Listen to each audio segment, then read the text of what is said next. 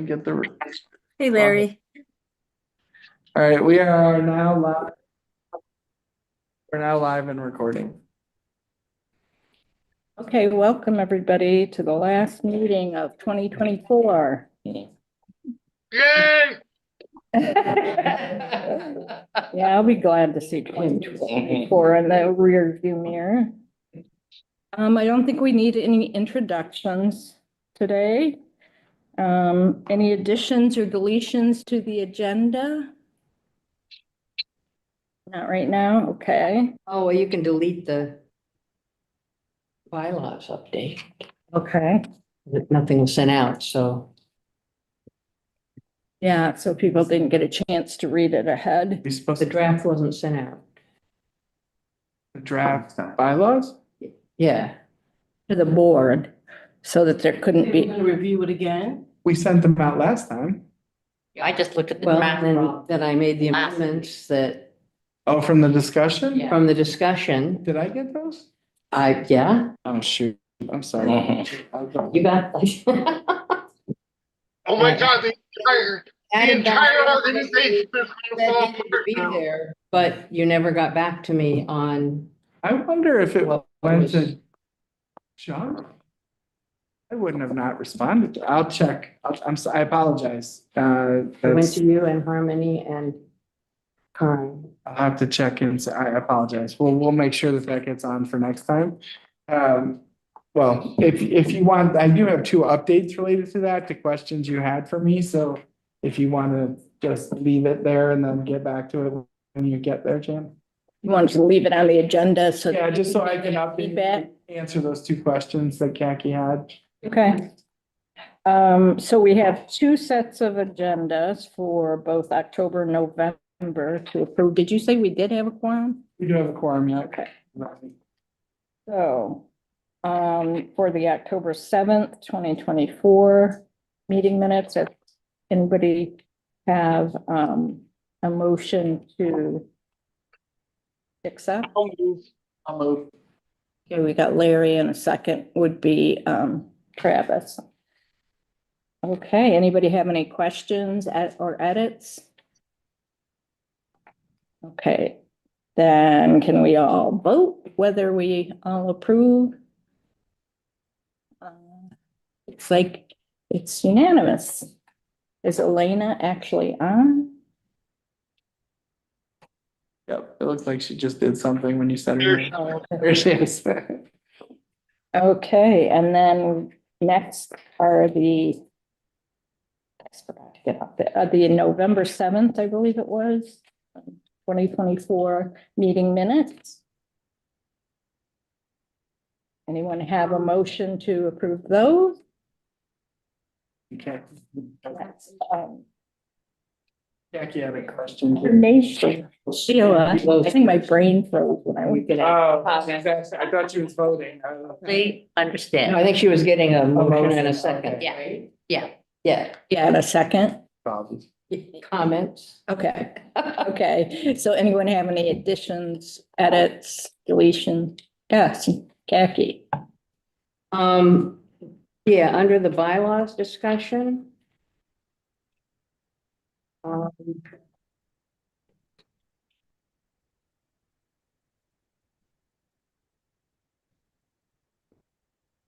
Well, the second paragraph, I'm not sure what it's referring to. This approach goes beyond the legal requirements, that actually is legal requirements that are going into effect in 2027. So current legal requirements perhaps, but to address the change in requirements that will happen in 2027.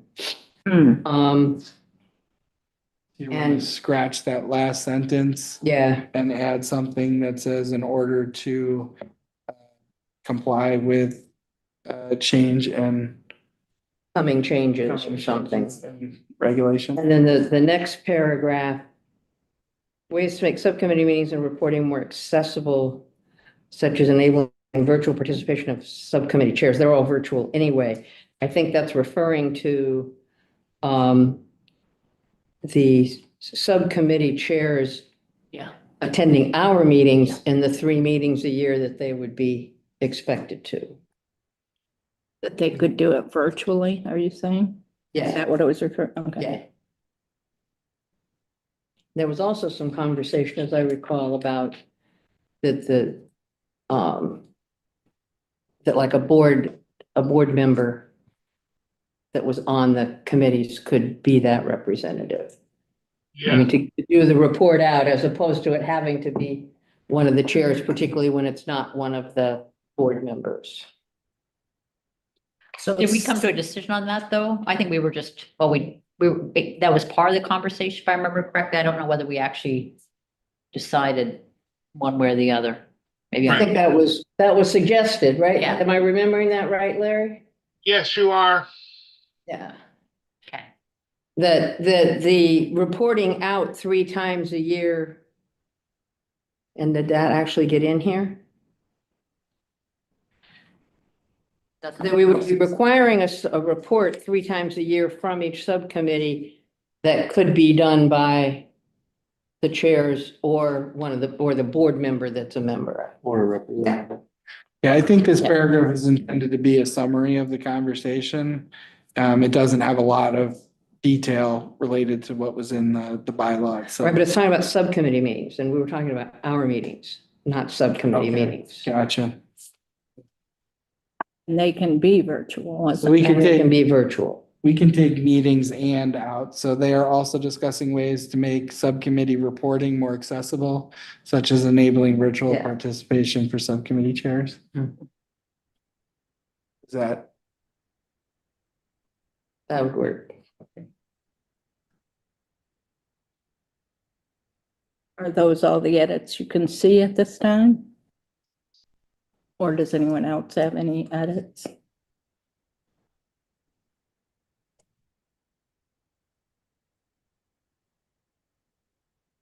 Okay, we have a first and a second.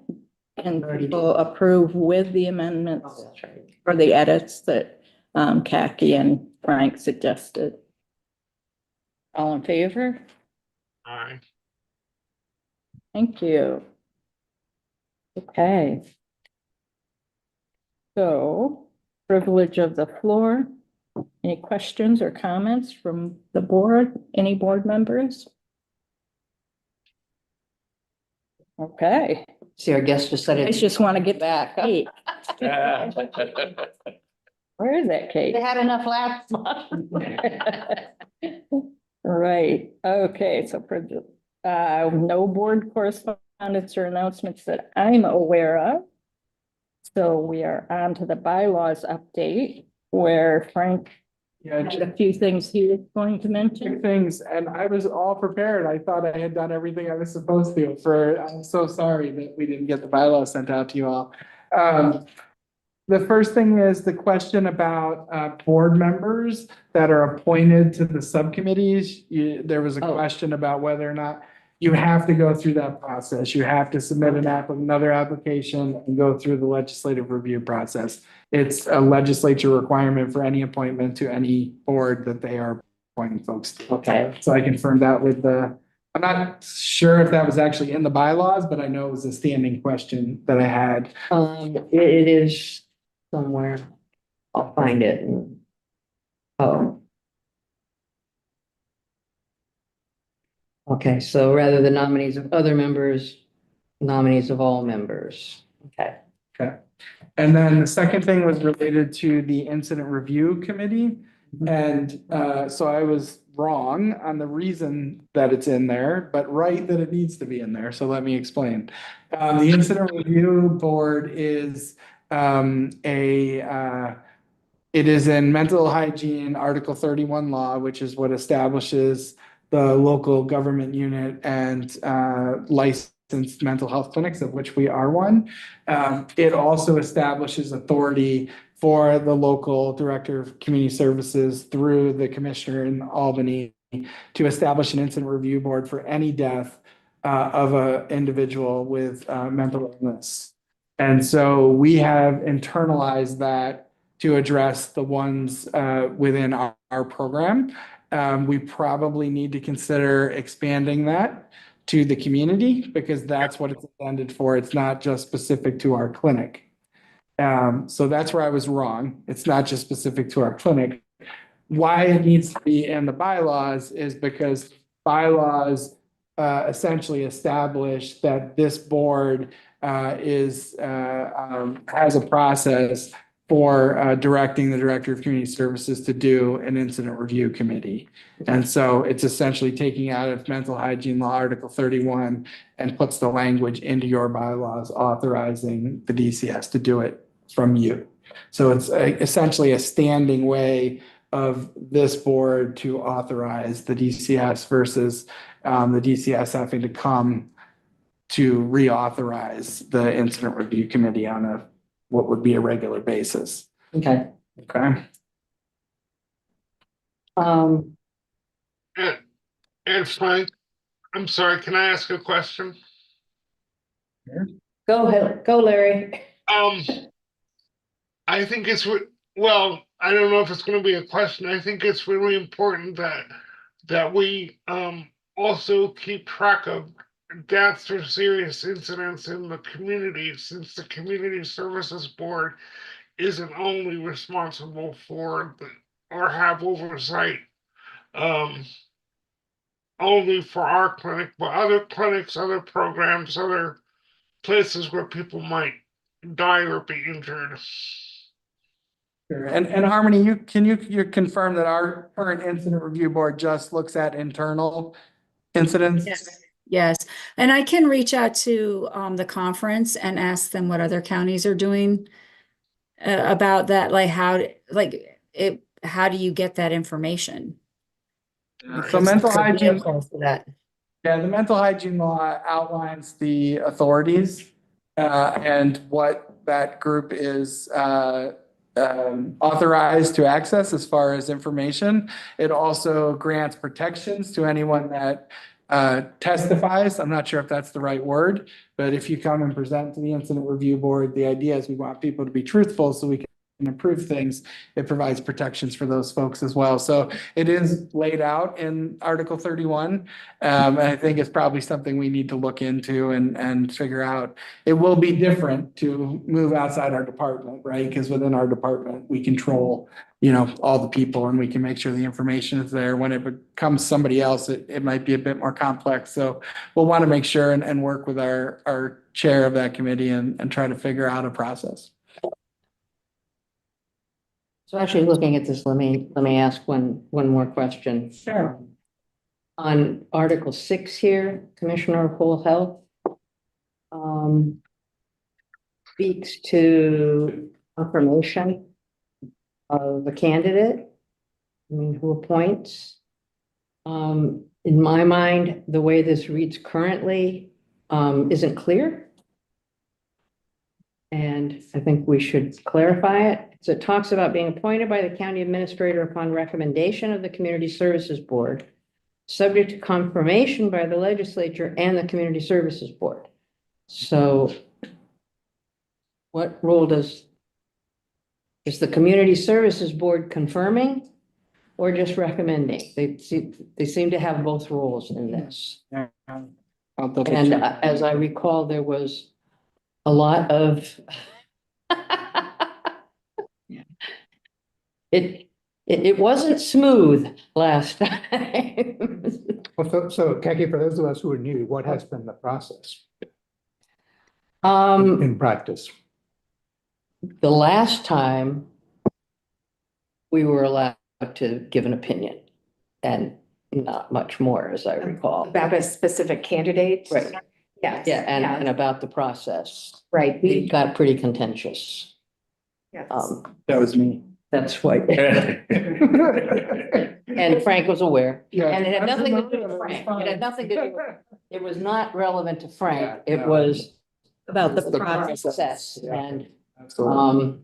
So I can and shed how some, that whole thing. and I can shed some light on generally how the department head searches work in the county.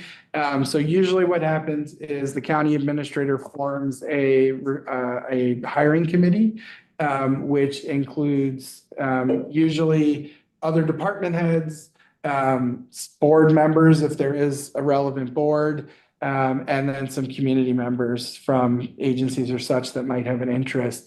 They go through a process, they do the reviewing of applications, they do the interviewing, and they generally narrow it down to a single finalist candidate.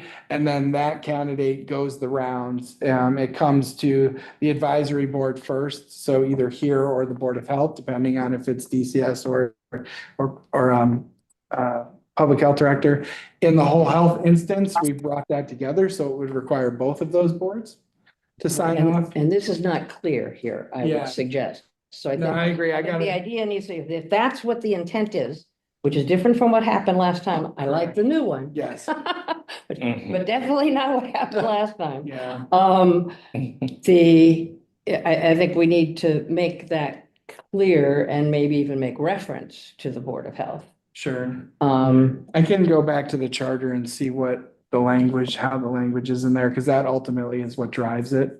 What was put in the charter on that product, because technically, the Board of Health does have more legal authority over the appointment than the Community Services Board does. But because of what happened last time, it was the intent of the county to rectify that, even if it wasn't legally required, that it was designed so that both boards had equal say in the process if we were gonna. just so that there isn't, Yeah, you know, no, I agree. at some point, I have no anticipation of you going anywhere for the near future. Sure. You're younger than the rest of us. The- But, I'll still be here. at whatever, Larry? I said said it. I'll still be here whatever happens. You'll even come as a ghost. That's right. But I think we want to be clear Yeah, so that if I think that's why this got confusing, because there was an intent to make the confirmation piece be relevant to this board as well, because it is a mental hygiene law, if I remember correctly, it is a recommendation of this board, but it is an appointment of the Board of Health, meaning you can't do it without the Board of Health. In theory, they could do it without the Community Services. Well, Board. I would certainly argue that there should be parity. I agree, and that's what we Between were the trying, two. that's what we were trying. And we want to make it clear. Yeah, so I'm that pretty the sure it's, Administrator, or whoever that, Yeah. if there isn't, because that got way too ugly. I agree, no, I Got Way agree. too ugly. I mean, it had nothing to do with you. No, no. Just Ugly, ugly, Trust ugly. me, I lived it, so Yeah. I know how ugly it is. Oh, if We you don't want to listed. live it again. Thank you very much. Yeah, no, I think the charter, because I made the charter, I'll go back and confirm and get the language out of there, but I'm like 98% sure that the charter creates equity between the Board of Health and the Community Services Board in that Well, appointment.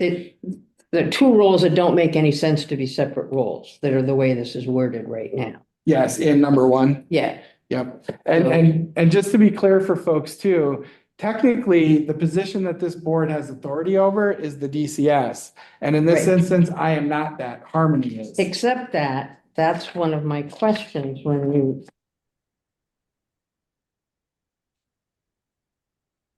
So paragraph 2, Yep. is that really the way it should read? Because it makes the commissioner the DCS. I could be and not be the public health director if it was somebody different than me. Right? So the way this is written, and this now I know for sure is how it's in the charter. It is written so that the person that fills the commissioner of whole health role can either meet the requirements of the public health director and serve in that role, or meet the requirements of the director of community services and serve in that role, or neither. And the deputies in both places are legally. Okay, so in the current charter, it otherwise delegates it if you don't meet the requirements for the DCS. Correct. Okay. It allows it to be delegated to the deputy. Everybody's saying, understanding what. So Harmony is the director of community Right. services, which is the legally Right, that one, required position. What I did and what I would hope any commissioner of whole health would do, and I would imagine the county administrator would require this as well, is follow a similar process. If you remember, when we hired Harmony, we had a hiring committee of members of the board. There was, I believe there was a community organization, and there were staff from the department, went through that process, made a recommendation, which then came to this board. for your recommendation to move on to the legislature for appointment to the DCS. I hire the person, but the appointment of the DCS has to go through that same approval process. So it is outlined that way in the charter to allow Okay, so the for. Commissioner of Public Health is not the person, Brenda, is that right? Brenda's the deputy, yeah. She's not, The public health director, no, I am. okay, because in my mind, I thought we had created this commissioner and then we had the two directors. By who were job Public title, Health and, by job title, they both could meet the legal definition. Brenda does not. She doesn't have the degree, but she's been in that position forever. But technically, when she retires, that job description is written such that the person hired would meet the legal requirements of a public health director. They have to have all the appropriate backgrounds and get all the appropriate approvals. The purpose being is the legislature, and I guess the two boards to a degree, could hire whatever type of person for the commissioner that they felt was appropriate at the moment, whether it's mental health, public health, administration, whatever it might be. They're not hamstrung to either one of those legal requirements. well, and I would argue so that that person isn't trying to fill one of those other roles, which may pull them in one direction versus the other, and or make their role too large to really being able to be effectively Correct. doing the commissioner role. Yep. Yeah, no, I agree. And that was really the intent. And what have you found? What have I found about doing, well, I mean, my background is public I know. health, so during COVID is a prime example. I got pulled away from the mental health side of things, and Harmony and Jeremy took over, right? Because my primary responsibility was my public health responsibilities there. In theory, Jeremy's background. Jeremy's an administrator, so he's our fiscal administrator. for the- Yeah, I know what his role is here, but I'm saying what's his background that put him in the mental health? Well, he's come up through our department. He's an administrator. He does our financials. He's a senior That's right, he's the leader. finance guy. Yeah, so my senior leadership team now consists of Harmony as a deputy, Brenda as a deputy, Jeremy as the chief fiscal officer, and the two medical directors, Dr. Claypack and Dr. Lippert. Who was the second person you said? Brenda, who's the Brenda, Right. who's the deputy at public health. I just didn't hear it. Yeah. So the way that it's designed in the org chart and the way that it's laid out in the charter is that the legislature can decide to make the commissioner of whole health one or the other, public health director or director of community services, or neither. And those two deputies would meet the legal requirement because the job description says they must. In reality, where does that, what effect has that had on your being able to be the new role, the whole health? Yeah. No, it's a really, That, it took a while to get here, and I would say probably it's only been in the last, I guess, probably 2 years now that we've actually felt what it feels like, because we had Harmony, Jeremy, and Brenda in their roles. And we had their people have also been kind of reorganized into a better form, which has allowed me to focus on the bigger picture things. And Harmony does the LGU work, so she's the DCS, so she deals with most of that. And then she has the clinic, she has the pros program underneath her as well. But they have leaders of their own at the next level in the organization. Similar with Brenda, she has division directors in environmental health, children with special care needs, and CHS. And I think we've now started to feel what that organizational chart looks like. And we haven't quite redistributed all the work perfectly yet, but I feel like it is coming together, and it is in a place where, as the commissioner, I can think about what it is we need to do and be that strategy person. And the deputies are more handling the day-to-day operations of what's going on in both departments. as long as we don't have another public health crisis. Correct. Well, or we could have a mental health crisis for Yeah. that matter, right? Yeah. I don't know what that looks like, but either way, it could pull the prioritization, either way. And I think having it built the way that it was, is it did allow us to kind of seamlessly allow me to be the primary during the pandemic for the county and still have the clinic operational. I would suggest under Harmony's leadership and with Jeremy's support, they didn't miss a beat. Yeah. Right, in going through it all. And I would also suggest that having that direct connection to the public health side of things helped us not miss a beat, because I was able to give them direct information, guidance, instruction on how to operate, what the changes we needed to make in order to be able to successfully continue providing services. So, yeah, I think it's working. I do. And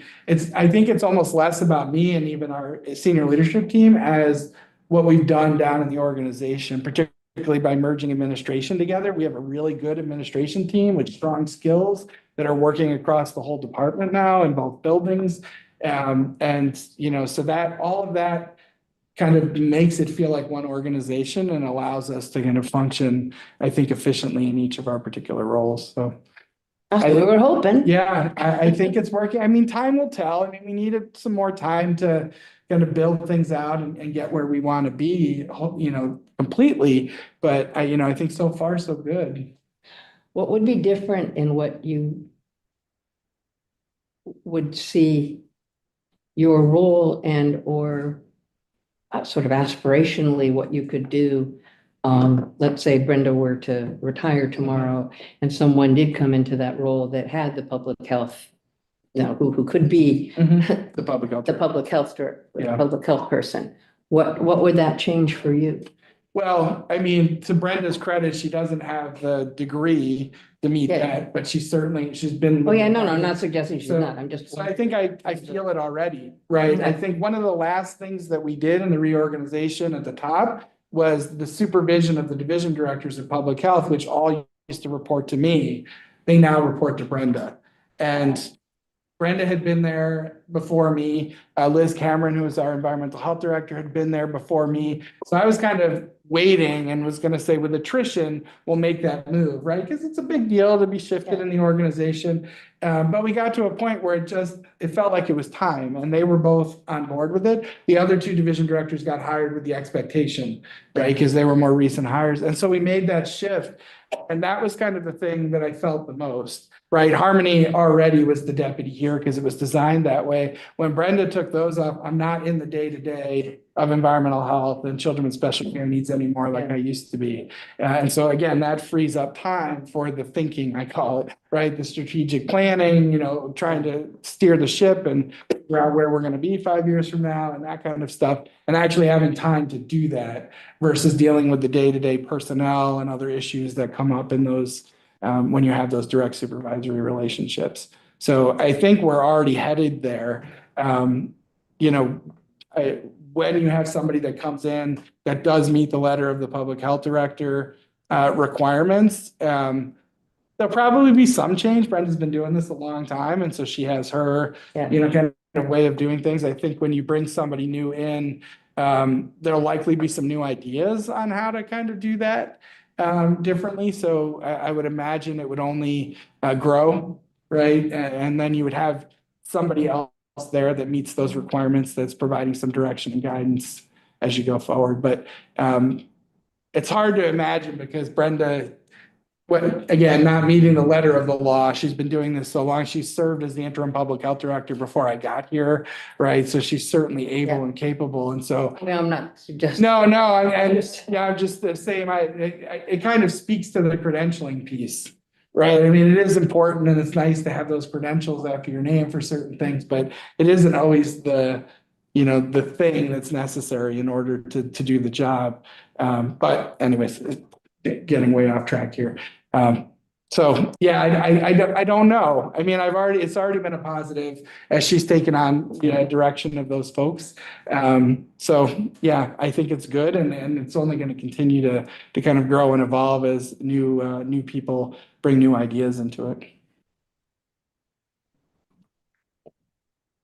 So the main thing we need to do then before we talk about this in January then is to really sort of identify what language is it that we want to propose around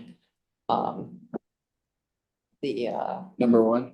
yeah, Okay. Yep. And I'll look at the charter too. you know, what role Pull that out. Yep. this board would have it. Any other clarifications that you or anyone else needs at this time? Bylaws? You'll be calling us back to the table soon.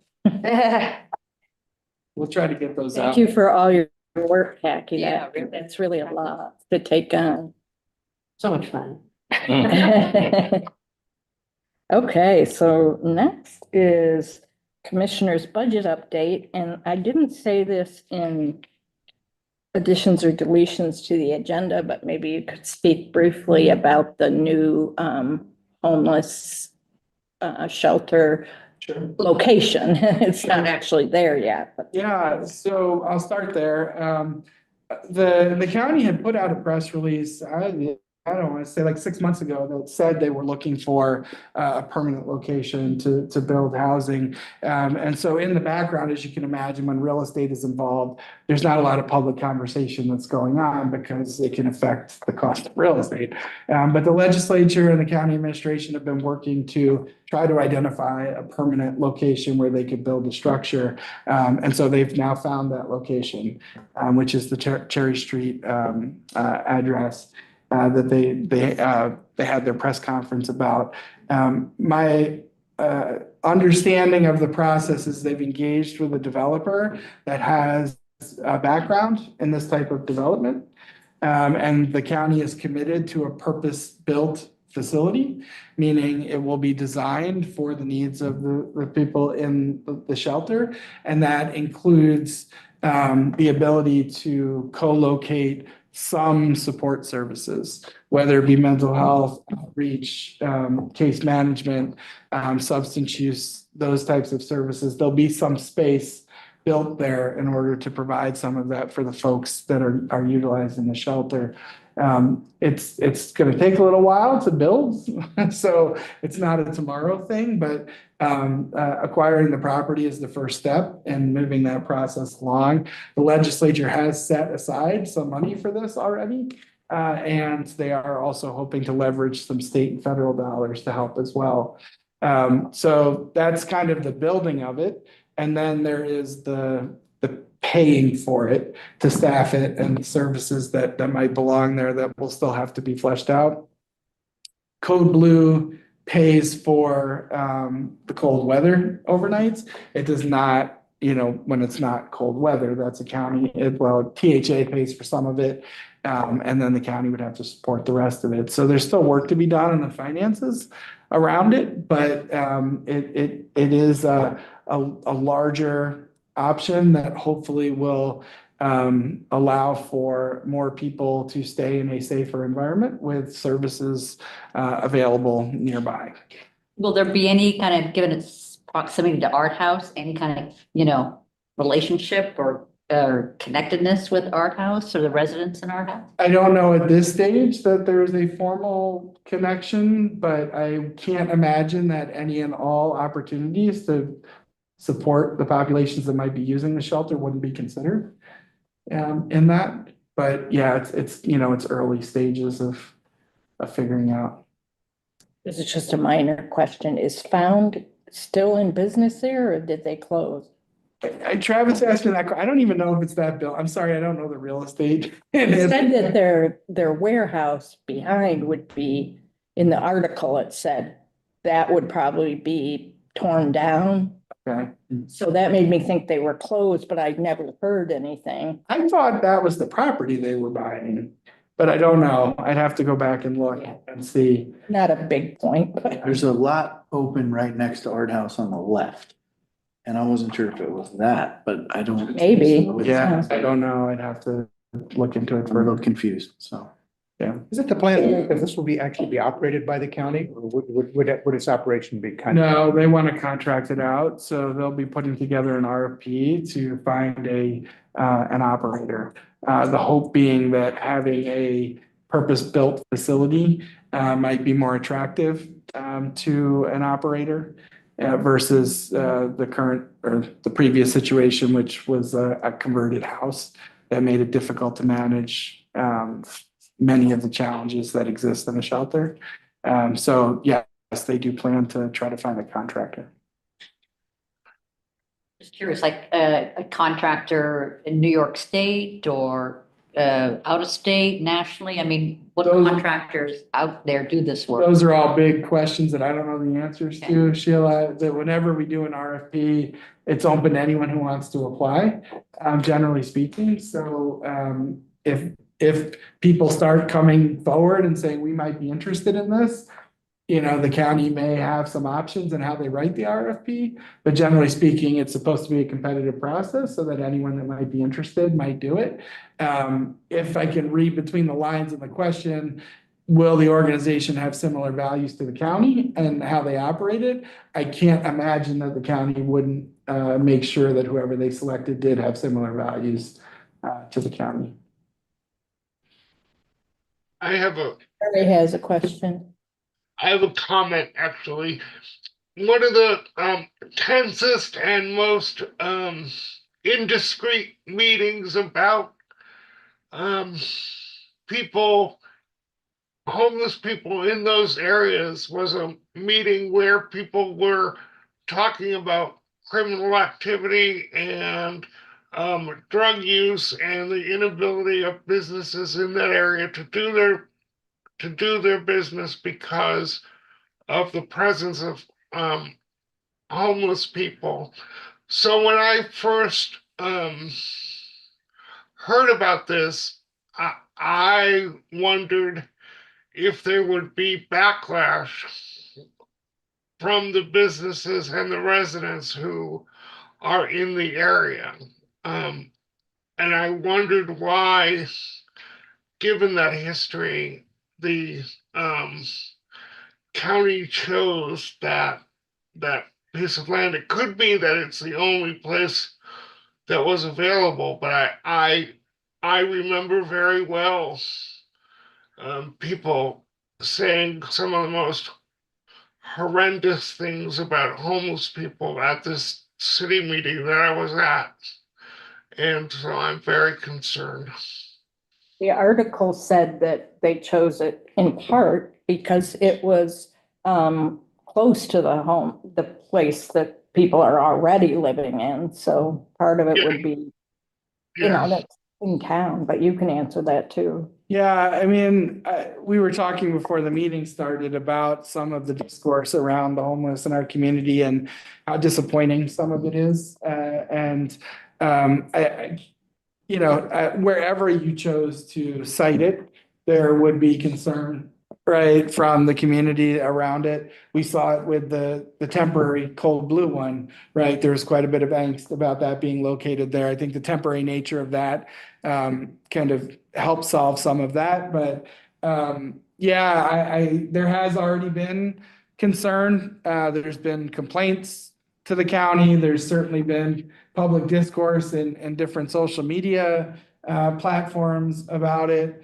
I think, you know, I guess my hope would be is that we get to a place where everyone can agree we're trying to do the best that we can in a very difficult situation, and no solution is going to be perfect. And so it will be incumbent upon the county as this moves forward to make sure that those concerns are addressed because they're valid concerns. But at the same time, continue to move forward with solution making for these most vulnerable people in our community. So yeah, your point's well taken, Larry. And I think can't speak to the future or even for the county, but I'm confident that there will be a lot of community conversation about how to mitigate some of those concerns as it moves forward. okay, thanks.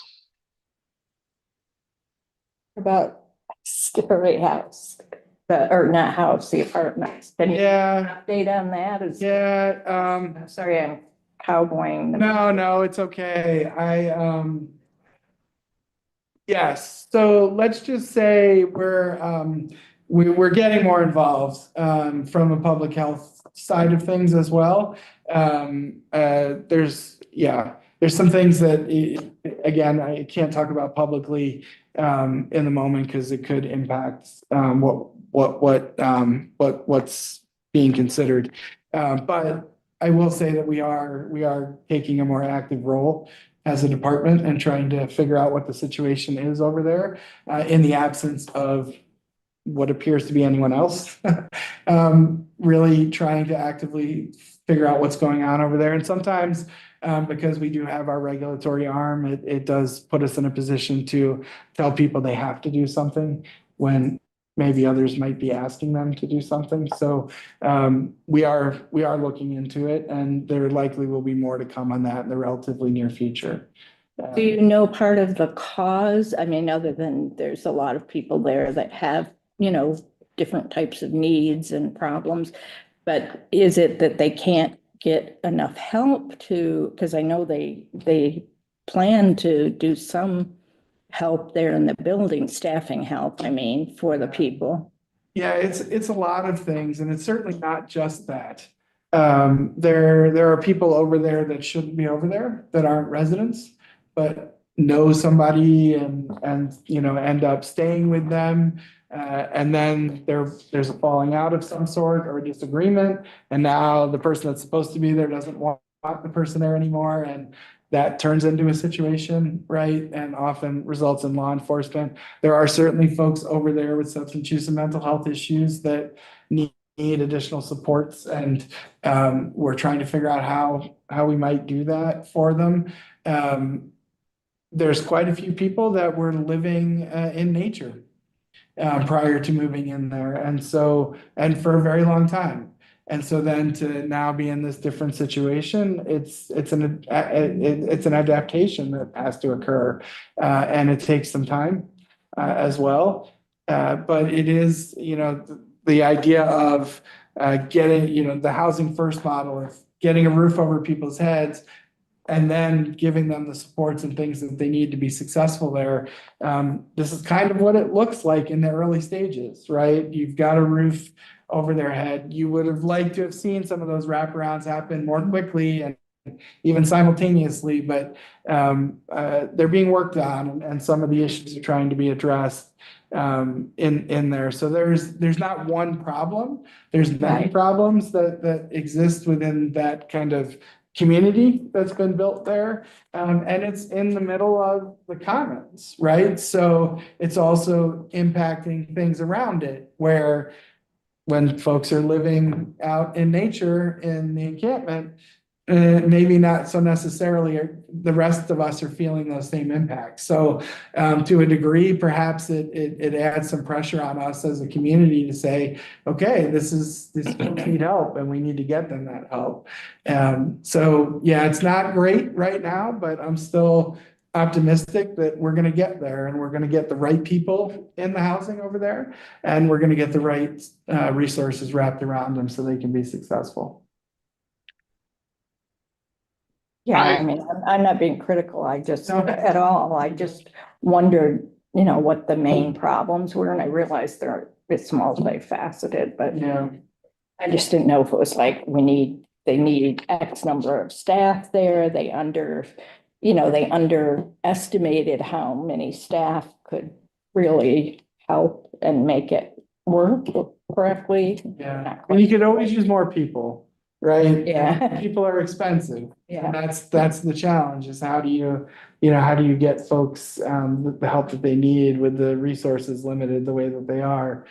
So yeah, that's certainly part of it. They could use more help over there. TCA Action is one of the organizations, and they have a great track record of supporting people, but they're struggling through the challenges of dealing with a difficult, a population that's been marginalized for a very long time and is now trying to, be a part of the community. Right. So Okay. I'm sorry. No, go ahead.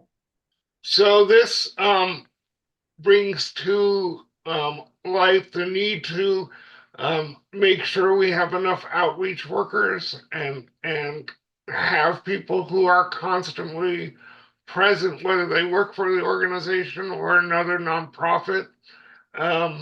Also, I think it gives us an opportunity to really do some public relations around what everybody there is trying to do, because I'm sure not everybody who lives there is having trouble adapting, right?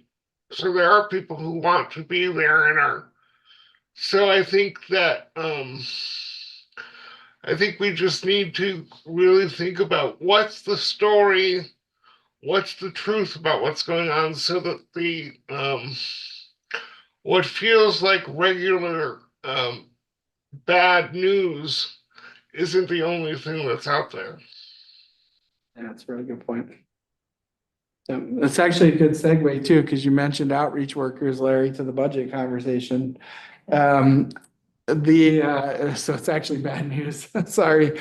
The only thing that didn't get funded, that we put forward was the continuation of the expanded outreach worker program into the rural parts of the county.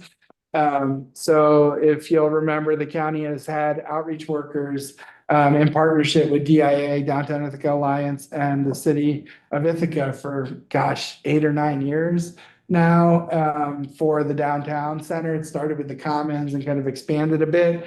Harmony did a great job and was able to find some funding from OMH that we contracted to Family and Children's to expand that program, to have 2 outreach workers out in the rural parts of the county as well. And it went really well. We had really good data from it, but the funding was only for 1 year.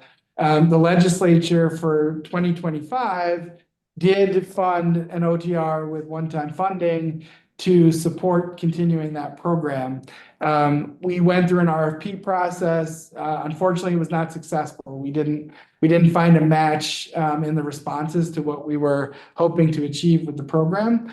And unfortunately, in a difficult budget year, the legislature saw that as something that didn't currently have people in it as far as employees or contracted out. And so it was a place for them to make a budget reduction without impacting a program that was operational in a year where they were impacting other operational programs. So that did not get extended into 2026. We are regrouping with the city and DIA to figure out what to do with the dollars that were for the downtown park, because those are in the target budget. They were not one-time or OTR dollars, so they're in the budget.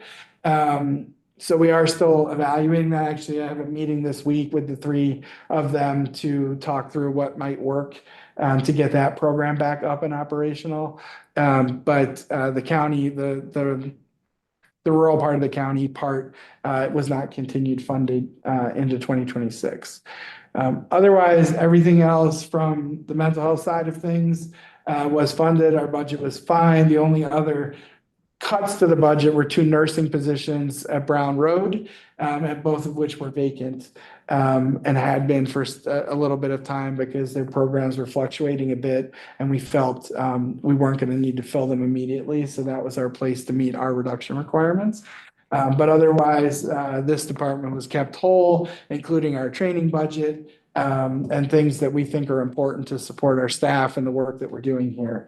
So generally speaking, other than the transition point, it was a relatively good budget year for us as a department to be able to carry forward our mission as we've designed it. So that's the budget update. Any questions for Frank?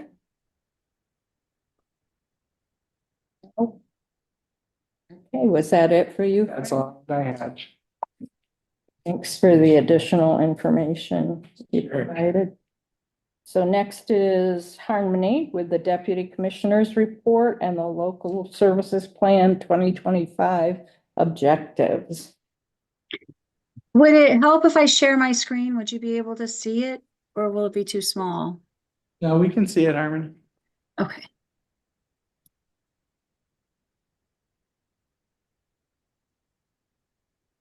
Can you see what looks like a local service plan goals? We can. Perfect. And make it bigger? Did you make it a little bit bigger? How about there? Yep, that good, you guys? Yep, that's good. Getting nods. Okay. Okay. So all the subcommittees are reviewing this as well, but I thought it was important for you to also get an opportunity to see what our goals are, our goals and objectives are for 2025. And this document I wrote took right out of our local services plan. And then also there's some ideas in there about how we can achieve them. And this is really a document that each subcommittee will be working on and coming up with their own ideas. It was really just getting people to start to think about what do we want to work on first? What are some strategies to actually achieve the objectives that are outlined in the plan for this year? So our first goal area is the workforce shortage, and you heard about the new survey that was developed in our last meeting. And that survey has been sent out to licensed OMH, OASIS, and OPWDD agencies, any agency that has pass-through dollars from either the county or the state that goes through the LGU, and any other agency that has some interest and that provides services. They may be unlicensed, but they provide similar services that can provide this information. The purpose of the information really is to just get a better understanding of the severity of the workforce shortage. And because the survey asks a lot of specific questions, our hope is that we'll be able to analyze that information from the survey and get a snapshot of where are we struggling the most, what kinds of positions, particularly in different licensed groups, like what are the biggest challenges that mental health organizations might be facing versus developmental disabilities versus substance use organizations, so that we have some good information. And there's a section there for people to give us some of their successes and ideas. So hopefully we can share that information with organizations going further for in the future. And we want to share this information with our local representatives so that they can do a good job advocating. The more information they have that's local data, the better they can do advocating and potentially looking for funding and other resources. And I think it'll be interesting when we start just getting back some of them in a pilot. There were already ideas that were being shared that we said, oh, we hadn't thought about it like that. So I think we'll get some really good information that we'll be able to analyze and then share with you going forward. And so it's really like, what's the next step? How do we take that information? How do we advocate from it? How do we analyze it? That we'll do in 2025, and also add to the survey and think of any other ideas about how to gather point-in-time data on staff diversity, since that's an area that we want to improve staff diversity of providers. And there's a lot of efforts being done across the state in terms of educational opportunities, internships, and really starting the educational process in high school, making more people aware of jobs in the field, helping to cover the costs of that education, because it really limits the people who might be interested in being in the profession, given the high costs of being in the profession. So those are the issues that we'll be addressing in 2025 around the workforce shortage. Our next goal area is in housing.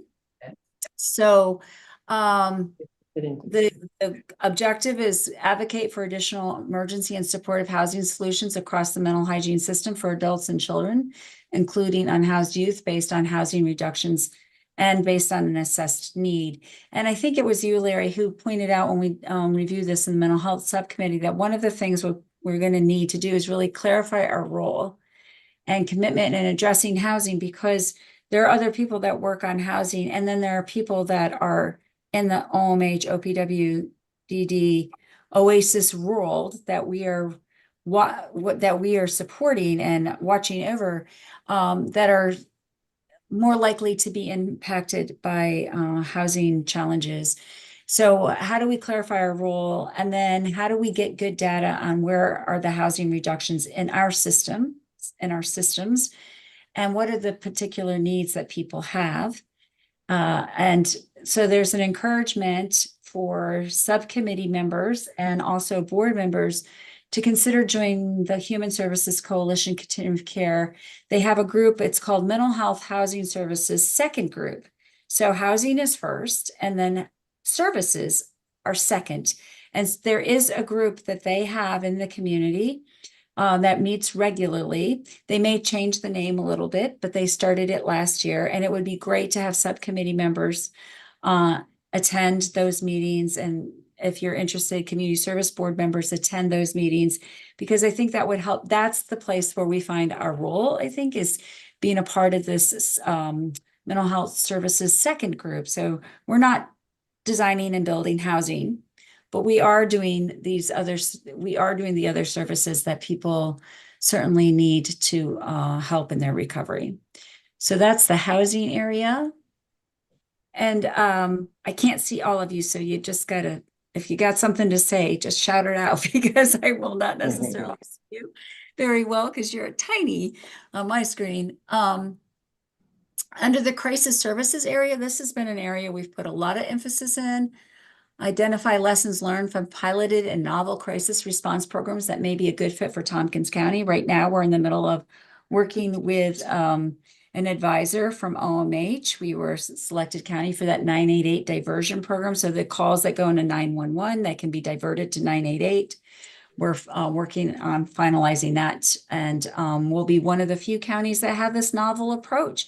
And it really gets the right calls going to 911 and make sure that people get the services. It's a warm handoff. No one ever just gets said, oh, you should talk to 988. Instead, there's actually literally one person on the phone from dispatch talking to another person at 988. And there's a human to human connection in this process. And it helps people get the support that they need, the right support at the right time. So that's one thing. Our care team is another novel program, and there are other novel programs that are being used across the country and across the world.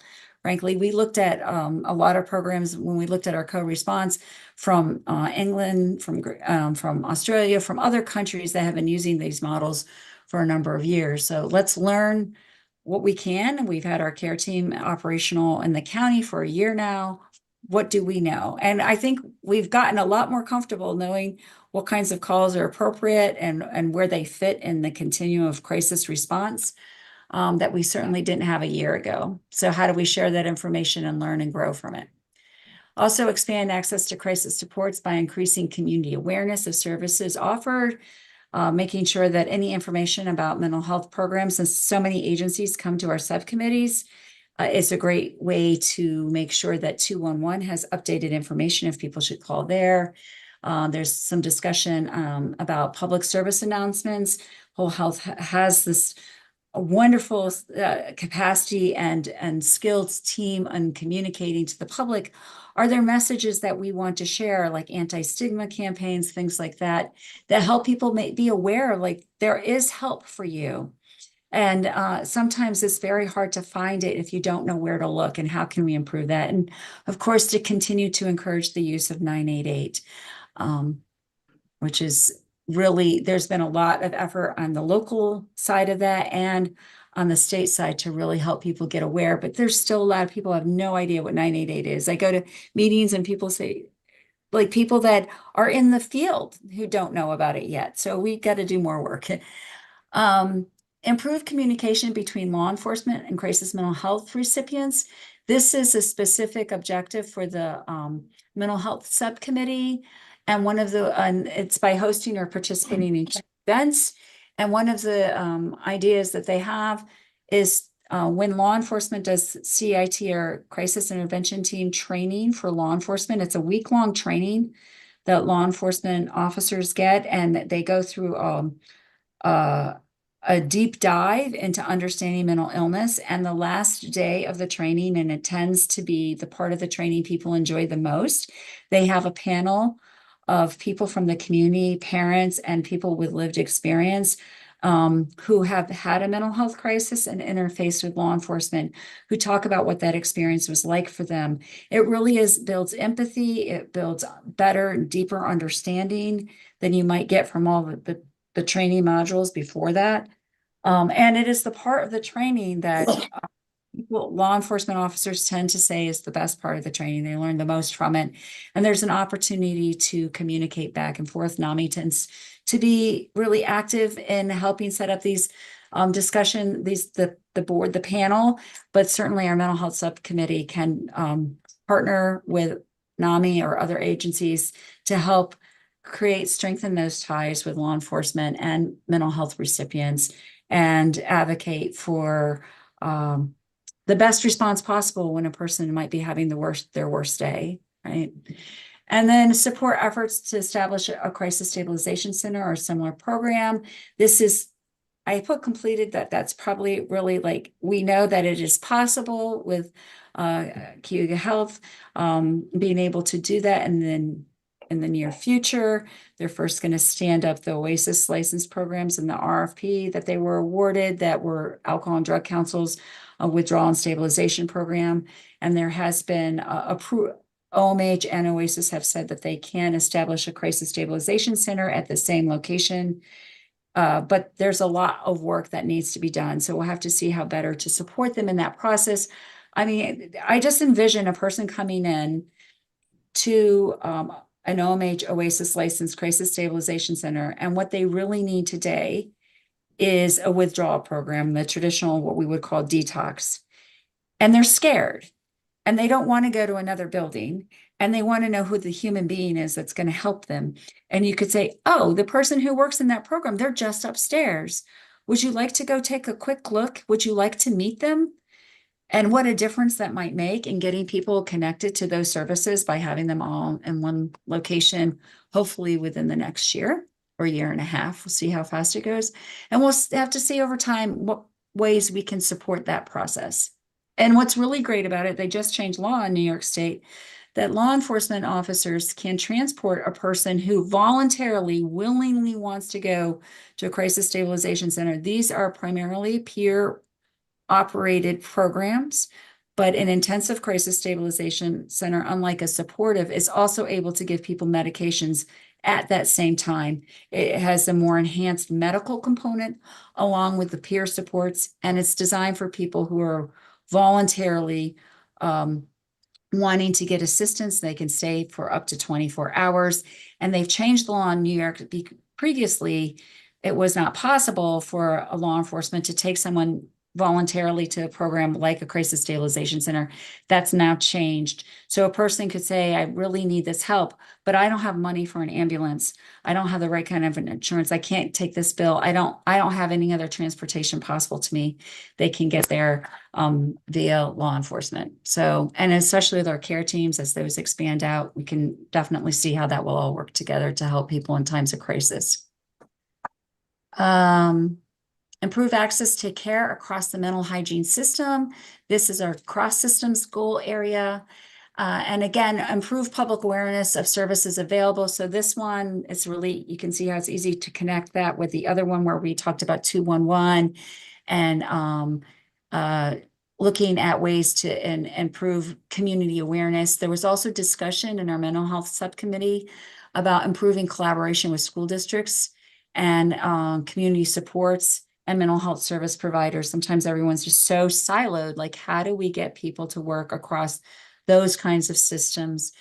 So it'll be interesting to see some of the activities that come out of the subcommittees in this area as they move forward with their work, and then share that with you on the board. And then an area that's really of concern to our developmental disabilities, our intellectual and developmental disabilities subcommittee, is the barriers that are just there because they individuals going through that system have different care managers than someone coming from the mental health world.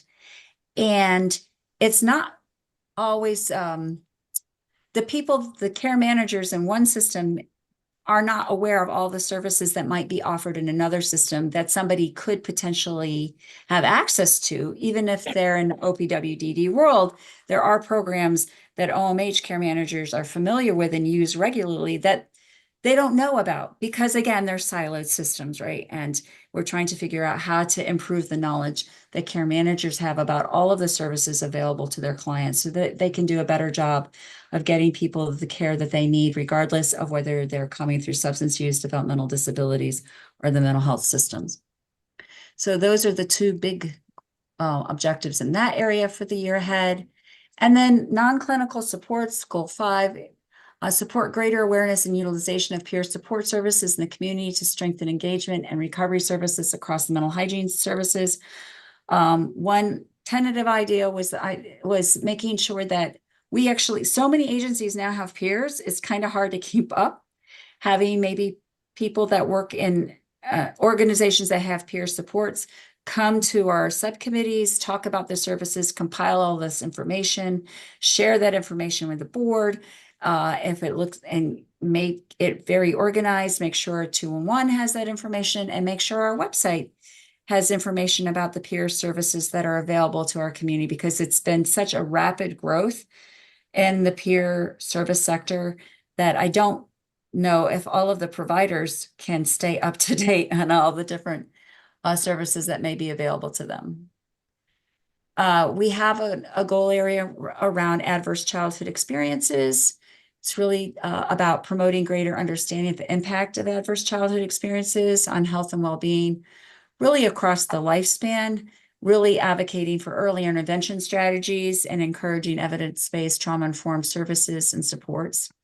One of the other committees that we're interested in getting membership on is the Collaborative Solutions Network. That is the group that is responsible for ensuring that children's services are organized and that people across the children and youth and families system speak to each other. So there's a lot of, again, silos there, and making sure that we have attendance at those meetings.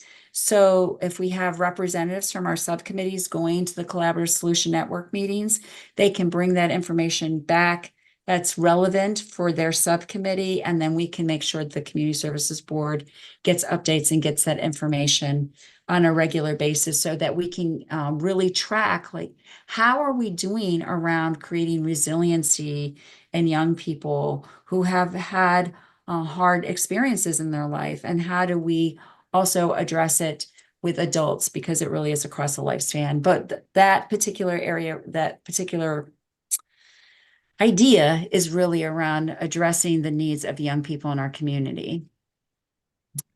But I'm sure we'll identify some more as we go along through the year. And our last goal, I think this is our last goal, 7. It looks like a lot, but it's actually because every subcommittee has a different focus on transition age youth. We identified this as a point that's really,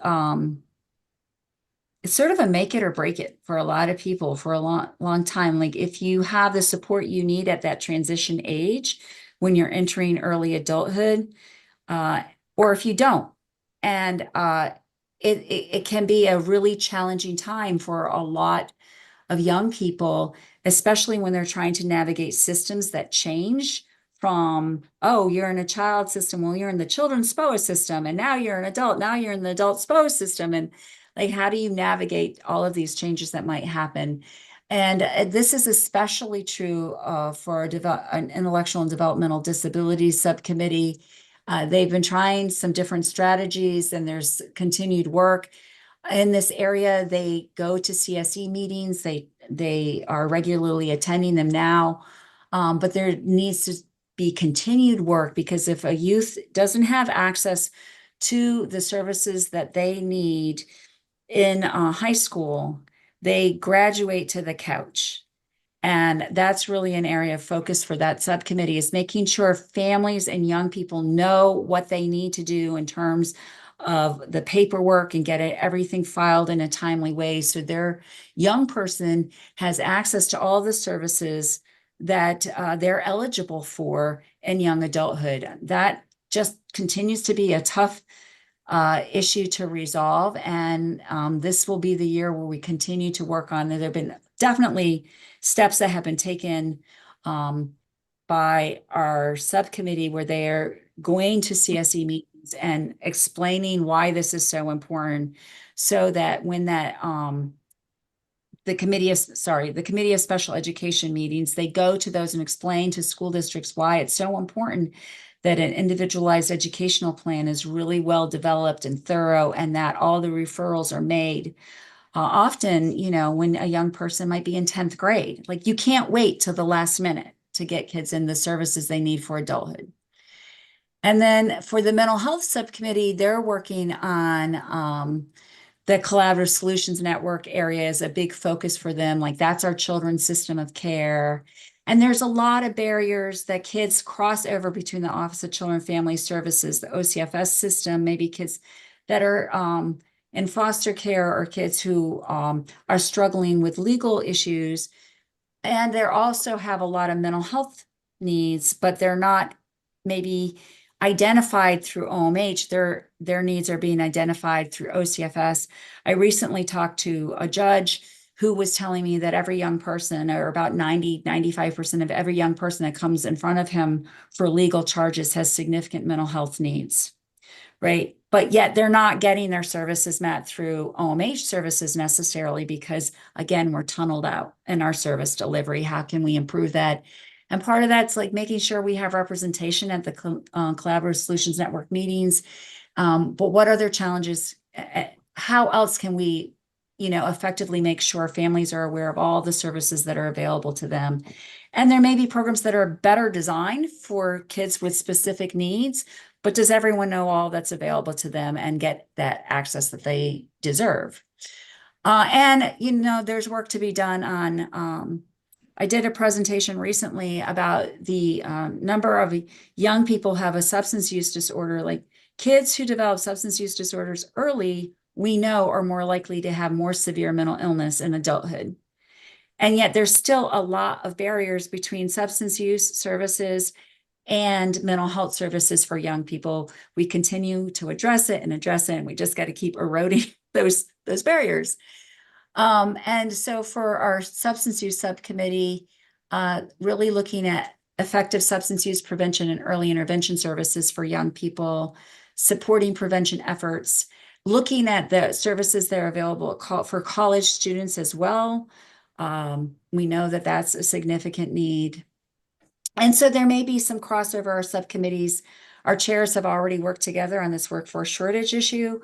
So there may be some other places where there can be crossover among the chairs and the committees on some of these areas, because what we're trying to do is address the specific unique needs of a population, but also recognize that often they overlap with each other and we need good communication. And then that information will come back to you as a board.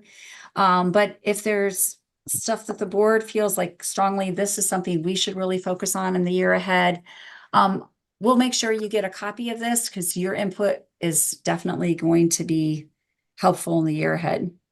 It's just a quick summary for you to see all the work to be done.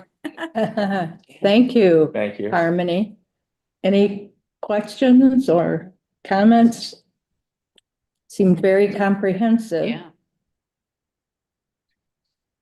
Okay, well, so the next part is just, Before we go to holiday cheer, just two quick updates. I'm gonna keep you from your holiday cheer. One, I wanted to mention that we have launched a harm reduction campaign on social media.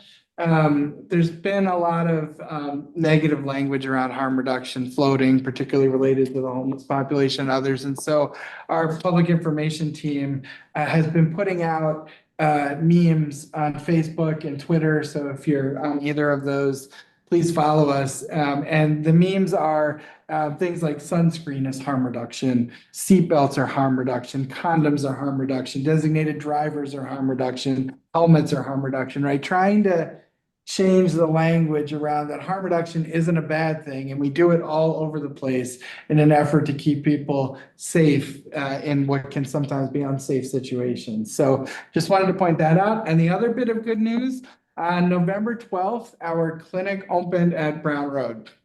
So we are officially seeing clients up there. We have one full-time clinician and then a series of folks that are going between both buildings up there. And we're in the process of working out scheduling for medical staff to be up there as well. So we're soft launching through kind of November and December. And by January, we're expecting to have a more regular rotation of a full complement of clinicians up at Brown Road each day. So just wanted to let you guys know that that has officially started. great. Those are good news about nuggets. I wanted to say some good news. So the bad. So for anybody who can stick around for a little longer, there's Can I- cake and Can I- punch. Yeah, So thanks, we can have everybody. cake and Should punch we, time. Can I have one more question before you adjourn and eat food that I won't be able to eat? Did you say, could I have a question? Yeah. One quick question. Yes. Sure, go ahead. Frank, are we still planning, or is it in the plan or in your mind to have Kit Kephart come to the Community Services Board soon? Yes, we are working on that and we will let you know as soon as we have that lined up. Great. And just also, I think it's really important, and I think the chairs of the subcommittees would agree with me that the work on the state plan is really being driven very effectively and very well by Harmony. We're really starting to pay attention to the objectives and the tasks and all of that. And she's been very good about keeping us focused on making the plan a document that we can actually use. Great, Well said. sounds good. I did want to say one other thing. I believe this is Howard's last meeting, is it? Oh, no, I was not allowed to leave. That rumor got started. Not the kids, so. Oh, I'm sorry. This rumor's just a- Why did that come up last? The cake or the- Would you like to cut the cake? Leaving us? Sorry about that. Who said that at the last meeting that he was leaving? I somehow heard that, Yeah. or I was hearing voices again. Are you Okay, adjourned? well, scratch that. I meant for you. We'll talk later. All right, thanks everyone online. Yeah, thanks. Shall we adjourn the regular meeting?